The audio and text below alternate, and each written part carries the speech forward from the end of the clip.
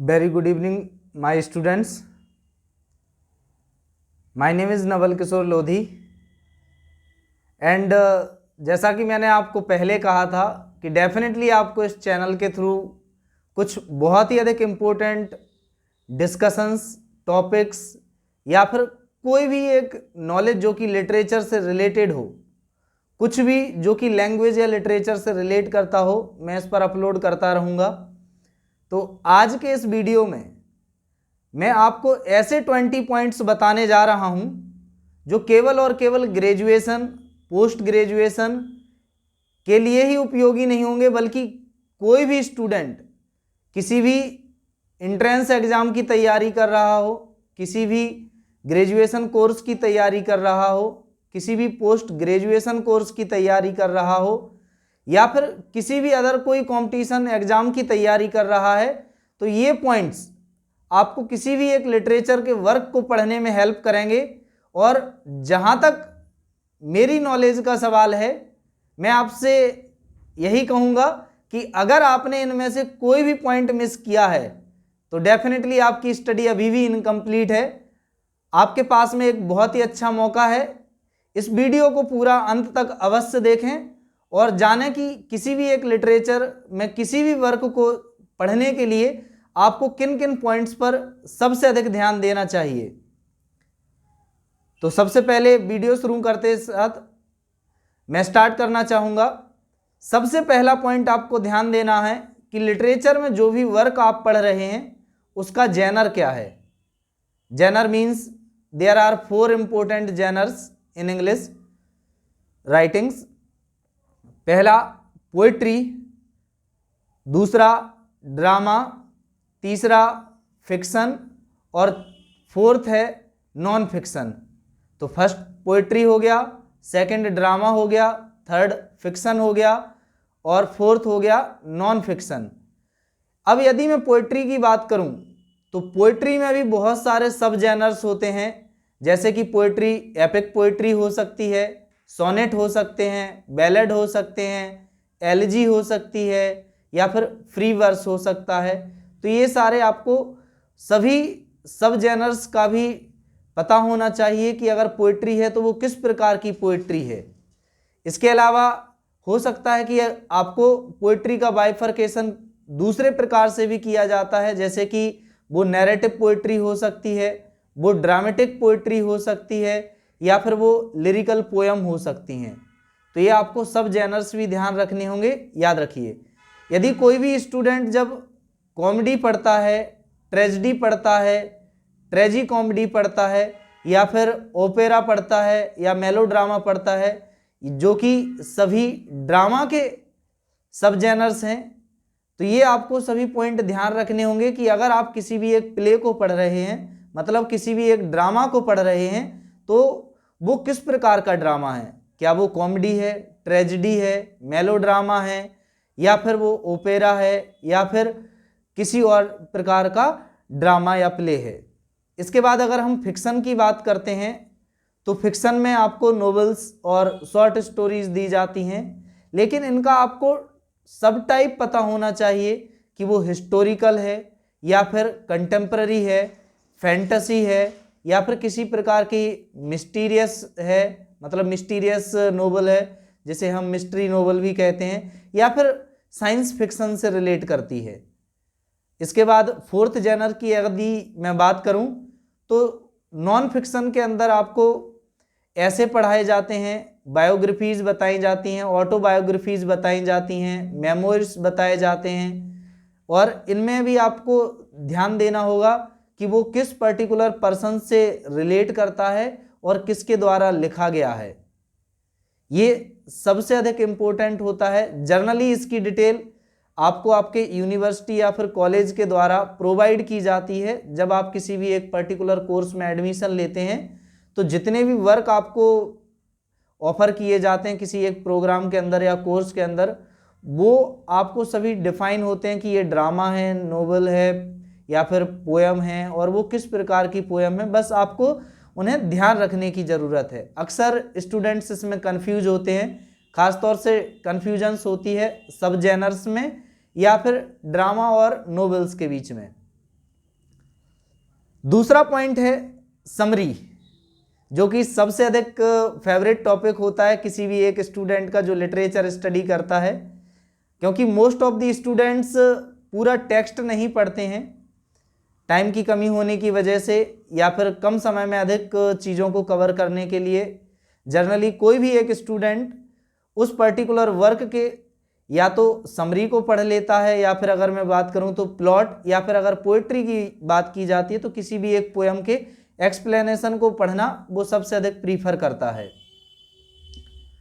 इसके बाद थर्ड जो डिटेल पढ़ी जाती है किसी भी एक पर्टिकुलर वर्क के बारे में, वो उसके पोएट, ऑथर या फिर प्ले राइट के बारे में आपको पढ़ना होता है कि जिस भी प्ले राइट, पोएट या फिर ऑथर के द्वारा वर्क लिखा गया है उसका जन्म कहाँ हुआ है, उसने ग्रेजुएशन या फिर अपने एजुकेशन को कहाँ से प्राप्त किया है, इसके अलावा उसके लाइफ में क्या क्या इम्पोर्टेंट इवेंट्स रहे हैं, या फिर किन किन प्लेसेस पर उन्होंने विजिट किया है जो कि खास तौर से किसी प्रकार से कोई इम्पोर्टेंस रखते हो, किसी प्रकार की कोई हिस्टोरिकल इम्पोर्टेंस हो या फिर और कुछ इम्पोर्टेंट इवेंट हो, उन्हीं प्लेसेस को खास तौर से याद रखिएगा। या फिर वो किसी एक पर्टिकुलर क्लब के मेंबर रहे हों, किसी प्रकार की कोई सोसाइटी रन करते हों, या फिर कोई उन्हें अवार्ड दिया गया हो, तो ये सभी डिटेल्स आपको किसी भी एक पोएट, ऑथर या फिर प्ले राइट, नोवेलिस्ट के बारे में याद रखनी होती हैं। अगला पॉइंट है थीम्स। किसी भी एक पर्टिकुलर लिटरेरी वर्क को पढ़ते समय, खासतौर से मैं पोस्ट ग्रेजुएशन स्टूडेंट्स को अवश्य कहूँगा कि पोस्ट ग्रेजुएशन कोर्सेस में ज़्यादातर जो क्वेश्चंस पूछे जाते हैं उनमें से अगर देखा जाए तो अप्रॉक्सीमेटली 60 to 70% क्वेश्चंस आपके डायरेक्टली थीम से रिलेट करते हैं। मोस्ट ऑफ द केसेस में आपसे थीम से ही क्वेश्चंस पूछे जाते हैं, तो थीम्स बहुत अच्छे से पढ़िएगा। स्पेसिफिकली यदि आप नोवेल पढ़ रहे हैं या फिर किसी भी एक प्ले या ड्रामा को पढ़ रहे हैं तो बहुत अधिक इम्पोर्टेंट हो जाता है। इसके बाद में नेक्स्ट है रेफरेंसेस। किसी भी एक लिटरेरी वर्क को पढ़ते समय ये चीज़ आपको हमेशा ध्यान रखनी होगी कि यदि उसमें किसी भी प्रकार से कोई हिस्टोरिकल रेफरेंसेस दिए गए हों या फिर किसी भी प्रकार के सोशियो पॉलिटिकल रेफरेंसेस दिए गए हों, किसी प्रकार के कल्चरल या फिर और किसी प्रकार के यदि रेफरेंसेस दिए गए हैं तो उन रेफरेंसेस को आप स्टडी करें। इसका सबसे अधिक इम्पोर्टेंस अगर मैं कहूँ तो पोइट्री में होता है, क्योंकि several kind of references are given generally. इसके बाद नेक्स्ट 6th पॉइंट आता है वैल्यूज़। किसी भी एक पर्टिकुलर लिटरेरी वर्क को नॉर्मल किसी भी एक राइटिंग से जो डिफर करता है that is the value of the work. किसी भी एक लिटरेरी वर्क में हमेशा किसी ना किसी प्रकार की कोई फिलोसफिकल वैल्यू, किसी प्रकार की कोई आइडियोलॉजिकल या फिर इंटेलेक्चुअल वैल्यूज़ को डिस्क्राइब किया जाता है, या फिर किसी और प्रकार की वैल्यू जैसे स्पिरिचुअल वैल्यूज़ को या फिर ह्यूमन वैल्यूज़ को या सोशल वैल्यूज़ को डेपिक्ट किया जाता है स्टोरीज़ के थ्रू, कैरेक्टर्स के थ्रू या फिर किसी और एक्ट के थ्रू, किसी हैपनिंग के थ्रू। तो वो आपको समझने की बहुत अधिक ज़रूरत है। इसके बाद में आपको नेक्स्ट ध्यान देना होगा कि किसी भी एक पर्टिकुलर वर्क में किस प्रकार के सिंबल्स यूज किए जा रहे हैं, क्योंकि मोस्ट ऑफ द केसेस में लिटरेचर में डायरेक्टली किसी भी एक पर्टिकुलर पॉइंट ऑफ व्यू को नहीं रखा जाता है। किसी भी बात को कहने के लिए किसी एक particular poet, author, play right या नोवेलिस्ट के द्वारा कुछ ऑब्जेक्ट्स यूज किए जाते हैं, तो वो ऑब्जेक्ट्स सिंबल्स कहलाते हैं या फिर मेटाफर्स कह सकते हैं आप, या फिर यूज ऑफ एलेगरी के नाम से भी जाना जाता है। तो ये आपको ध्यान रखना होगा। इसके बाद में आपको सेटिंग ध्यान रखना होगा, स्पेशली अगर आप ड्रामा पढ़ रहे हैं तो आपको ये चीज़ ध्यान रखनी होगी कि ड्रामा का कौन सा एक्ट या फिर कौन सा सीन कहाँ पर एक्ट किया गया है। तो जो भी प्लेस ऑफ एक्टिंग होगा वो सेटिंग कहलाती है। सेटिंग का मतलब होता है कि किसी भी एक पर्टिकुलर एक्ट को या फिर किसी भी एक पर्टिकुलर सीन को किसी भी एक प्ले में जहाँ पर भी यूज किया गया है वो कहाँ पर एक्ट किया जा रहा है। जैसे अगर मैं पिग्मेलियन ड्रामा की बात करूं जो कि जॉर्ज बर्नार्ड शॉ का एक बहुत ही अधिक पॉपुलर ड्रामा है, तो that drama is set in London. तो ये आपको प्लेसेस ध्यान रखने होंगे कि कोई भी एक पर्टिकुलर वर्क कहाँ पर सेट है। इसके बाद में आपको ध्यान रखना होता है नैरेटिव टेक्निक्स। नैरेटिव टेक्निक्स पर भी बहुत अधिक इम्पोर्टेंट क्वेश्चंस बनते हैं, स्पेशली अगर मैं कहूँ तो नोवेल्स में और दूसरा पोइट्री में। याद रखिएगा, नोवेल्स और पोइट्रीज में नैरेटिव टेक्निक्स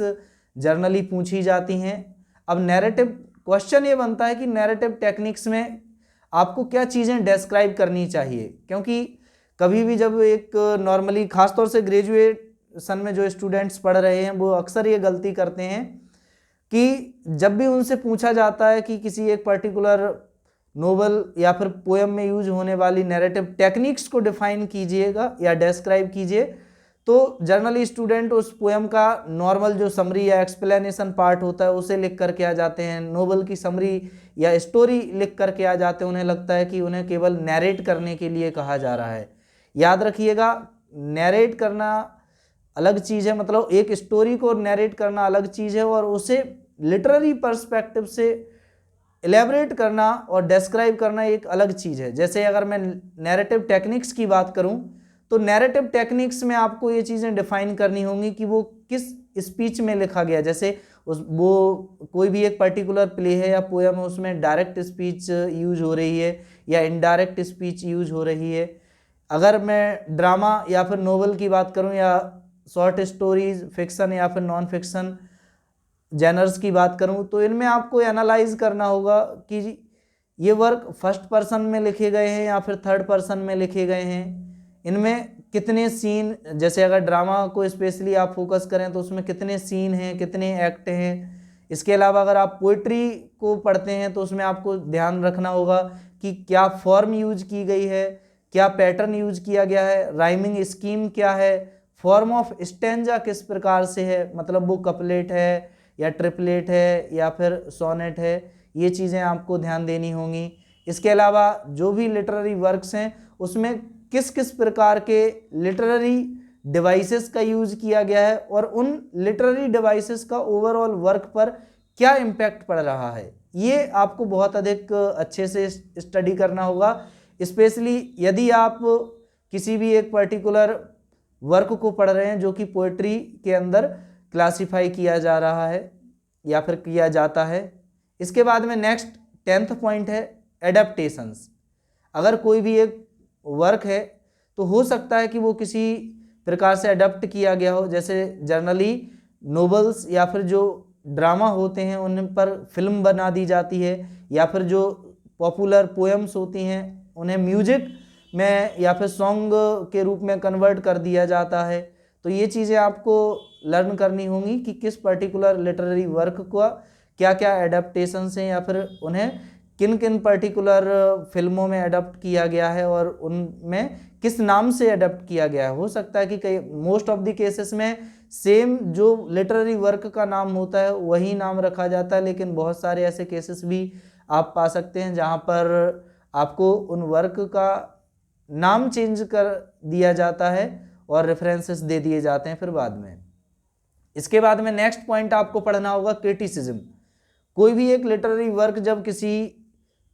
राइटर के द्वारा, नोवेलिस्ट के द्वारा, प्ले राइट के द्वारा या पोइट के द्वारा लिखा जाता है तो जो लिटरेरी क्रिटिक होते हैं वो उसे एनालाइज करते हैं, इंटरप्रीट करते हैं और उस पर अपने कुछ कमेंट देते हैं और वो क्रिटिसिज्म होती है। क्रिटिसिज्म का हमेशा मतलब किसी भी एक पर्टिकुलर वर्क के बारे में हमेशा नेगेटिव कमेंट करना ही नहीं होता है। अगर आप किसी भी प्रकार से चीज़ों को एम्फेसाइज करते हैं, राइटिंग मैनर्स को डिस्क्राइब करते हैं, तो वो भी एक क्रिटिक ही है, याद रखिएगा। इसके बाद में जो भी आप लिटरेरी वर्क पढ़ रहे हैं उसे आपको ध्यान रखना होगा कि किस प्रकार से क्या क्या रिगार्ड्स एंड रिवॉर्ड्स मिले हैं। मतलब यदि वो बेस्ट वर्क में चूज किया गया है, बेस्ट नोवेल के रूप में डेजिग्नेट किया गया है या फिर बेस्ट ड्रामा के रूप में डेजिग्नेट किया गया है, तो ये सभी आपको रिगार्ड्स या फिर रिवॉर्ड्स पढ़ने होंगे और याद रखने होंगे। क्योंकि जब आप अपना आंसर लिख रहे होते हैं खासतौर से ग्रेजुएशन या फिर पोस्ट ग्रेजुएशन लेवल में, तो ये सभी एग्जाम्पल्स या ये आपकी ओवरऑल नॉलेज कहीं ना कहीं आपको रेफरेंसेस देने में हेल्पफुल होती है और इससे कहीं हद तक आपके एग्जामिनर पर भी एक पॉजिटिव इम्पैक्ट क्रिएट होता है। इसके बाद में आपको पढ़ने होंगे कोट्स। किसी भी एक पर्टिकुलर नोवेल को पढ़ते हुए या फिर ड्रामा को पढ़ते हुए बहुत सारे आपको कोट्स मिल जाते हैं जो कि स्पेसिफिकली किसी एक थीम पर बेस्ड होते हैं या फिर करेक्टर्स के द्वारा कहे गए कमेंट्स या फिर कहे गए स्टेटमेंट होते हैं, उन्हें हम कोट्स के रूप में यूज करते हैं और इन सभी कोट्स को आपको स्पेसिफिकली पढ़ना होगा। यदि मैं इग्नू की बात करता हूं या फिर डीयू की बात करता हूं, specially school of open learning मतलब SOL की बात करता हूं, तो यहाँ पर कई बार आपसे कुछ कोट्स के मीनिंग पूछ लिए जाते हैं या फिर ड्रामा में अगर आप देखें तो RTCs बनाने के लिए दी जाती हैं, खासतौर से इग्नू में। तो ये चीज़ें आपको ध्यान रखनी होंगी। इसके बाद में नेक्स्ट और सबसे ज़्यादा इग्नोर किए जाने वाले जो पॉइंट्स हैं वो अब मैं स्टार्ट कर रहा हूँ। इन पर ज़्यादातर स्टूडेंट्स ध्यान नहीं देते हैं, जो कि बहुत ही अधिक इम्पोर्टेंट होते हैं जब भी आप किसी एक डेस्क्रिप्टिव आंसर राइटिंग के लिए प्रिपरेशन कर रहे हैं, खासतौर से ग्रेजुएशन या फिर पोस्ट ग्रेजुएशन के लिए या फिर किसी भी एक एंट्रेंस एग्जामिनेशन के लिए जहाँ पर आपको डेस्क्रिप्टिव आंसर लिखने होते हैं। तो जो अब मैं आगे पॉइंट्स बताने जा रहा हूँ उन पर भी विशेष फोकस कीजिएगा। हो सकता है इनमें से कोई एक क्वेश्चंस आपको डायरेक्टली पूछ लिया जाए। जब भी आप कोई एक लिटरेरी वर्क पढ़ रहे होते हैं तो सबसे पहले आपको ध्यान देना चाहिए कि जो कुछ भी टाइटल उस वर्क के लिए दिया गया है उसका सिग्निफिकेंस क्या है। जैसे अभी मैंने एक एग्जाम्पल दिया था, जॉर्ज बर्नार्ड शॉ का प्ले है एक पिग्मेलियन। अब पिग्मेलियन को पिग्मेलियन का ही नाम क्यों रखा गया है वो आपको ध्यान रखना होगा, क्योंकि एंशियंट टाइम में ग्रीक माइथोलॉजी के अकॉर्डिंग पिग्मेलियन अपनी ही एक स्कल्पचर मतलब मूर्ति से प्यार हो जाता है उसे, और उस पर ये स्टोरी बेस्ड है। कहीं ना कहीं हद तक कुछ रेफरेंसेस दिए गए हैं और केवल जॉर्ज बर्नार्ड शॉ के द्वारा ही नहीं बल्कि विक्टोरियन एरा या विक्टोरियन एज के बहुत सारे प्ले राइट्स ने पिग्मेलियन के मिथ को यूज किया है अपने अपने लिटरेरी वर्क्स में। तो ये चीज़ें आपको ध्यान देनी होंगी कि किसी भी एक पर्टिकुलर वर्क में क्या क्या आपको मिथ्स दिए गए हैं और जो भी उस पर्टिकुलर वर्क का टाइटल है उसकी सिग्निफिकेंस क्या है। इसके बाद जितने भी आपको लिटरेरी वर्क्स इंडिया में पढ़ाए जाते हैं उनमें से अगर मैं कहूँ तो मोर देन 80 to 90% वर्क का कहीं ना कहीं इंडियन कंटेक्स्ट में भी उनका कुछ इम्पोर्टेंस होता है या फिर किसी प्रकार का रिलीवेंस होता है। तो आपको उस इम्पोर्टेंस या फिर रिलीवेंस को पढ़ने की ज़रूरत है, specifically in context of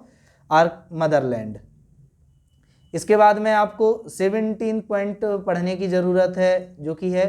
implications. याद रखिएगा ज़्यादातर स्टूडेंट्स इससे भी इग्नोर करते हैं कि किसी भी एक पर्टिकुलर नोवेल या फिर ड्रामा के क्या सोशल इम्प्लीकेशंस हो सकते हैं या फिर आगे क्या इम्प्लीकेशंस होते हैं या फिर हो सकते हैं, मतलब किन किन इम्प्लीकेशंस की क्या प्रोबेबिलिटी है, ये भी आपको स्टडी करने की ज़रूरत है। और जनरली ये कंटेंट आपको जो वेबसाइट्स आप प्रीफर करते हैं अपनी स्टडी के लिए उन पर नहीं मिलता है। ये आपको अपने स्टडी मटेरियल से या तो स्टडी करना होगा और या फिर आपको कुछ रिसर्च पेपर उस पर्टिकुलर वर्क से रिलेटेड लिखे गए हैं डिफरेंट राइटर्स के द्वारा, तो उन्हें रेफर करना होगा ताकि आपको इन डेप्थ नॉलेज हो सके। इसके बाद सबसे अधिक इम्पोर्टेंट जो कि आपके नॉलेज पर्सपेक्टिव से भी बहुत अधिक इम्पोर्टेंट है, आप कभी भी कोई भी एक लिटरेचर का वर्क अगर आप पढ़ रहे हैं तो उसमें जितने भी लिटरेरी टर्म्स आपको दिए गए हैं उन सभी लिटरेरी टर्म्स की नॉलेज होनी चाहिए कि किस पर्टिकुलर लिटरेरी टर्म का क्या एग्जैक्ट मीनिंग होता है और हम उसे किसी भी एक पर्टिकुलर वर्क में किस प्रकार से यूज करते हैं। इसके बाद में आपको वर्क से रिलेटेड कुछ इम्पोर्टेंट पॉइंट्स या फिर कुछ इम्पोर्टेंट डिटेल्स या फिर और कोई यदि इंफॉर्मेशन है जो कि आपको लगती है कि something which is somehow specific और very important from the perspective of your examination, तो आप उसे अवश्य रीड कीजिएगा, क्योंकि ये वर्क स्पेसिफिक ही आपको रीड करनी होगी। डिफरेंट वर्क्स में आपको कुछ इम्पोर्टेंट या स्पेसिफिक डिटेल्स इंफॉर्मेशंस दी जाती हैं वो आपको ध्यान रखनी होगी। और सबसे अधिक इम्पोर्टेंट क्वेश्चन या फिर सबसे अधिक इम्पोर्टेंट टॉपिक जो कि हर एक स्टूडेंट को करना चाहिए, वो भले ही BA MA की तैयारी कर रहा हो या एंट्रेंस एग्जामिनेशन की तैयारी कर रहा हो या फिर किसी भी प्रकार का कंपटीशन एग्जाम की प्रिपरेशन कर रहा हो, तो ध्यान रखिएगा हमेशा जब भी आप कोई एक लिटरेरी वर्क पढ़ते हैं या फिर किसी भी एक पर्टिकुलर एज में हिस्ट्री को पढ़ते हैं, तो उस पर्टिकुलर पोर्शन से रिलेटेड प्रीवियस ईयर के एग्जाम्स में पूछे गए क्वेश्चंस का पैटर्न अवश्य एक बार चेक कीजिएगा कि किस प्रकार से क्वेश्चंस पूछे जाते हैं और किस प्रकार से आपको अपनी अप्रोच सेट करनी होती है या फिर किस प्रकार का कंटेंट आपको पढ़ना चाहिए और कहाँ से पढ़ना चाहिए। क्योंकि बहुत सारी ऐसी वेबसाइट्स हैं जो कि कंटेंट प्रोवाइड कर रही हैं, बट हो सकता है कि जिस पर्टिकुलर एग्जाम में आप अपीयर होने जा रहे हैं वो कंटेंट आपको उतना अधिक इम्पोर्टेंट ना हो या फिर उतना अधिक सूटेबल ना हो या फिर बहुत ही अधिक टाइम कंज्यूमिंग हो, तो आप अपने प्रेफरेंसेस के अकॉर्डिंग वेबसाइट्स या फिर लिंक्स को प्रीफर कीजिएगा। और सबसे बेहतर रहेगा कि आप इन सभी चीज़ों के लिए अपने खुद से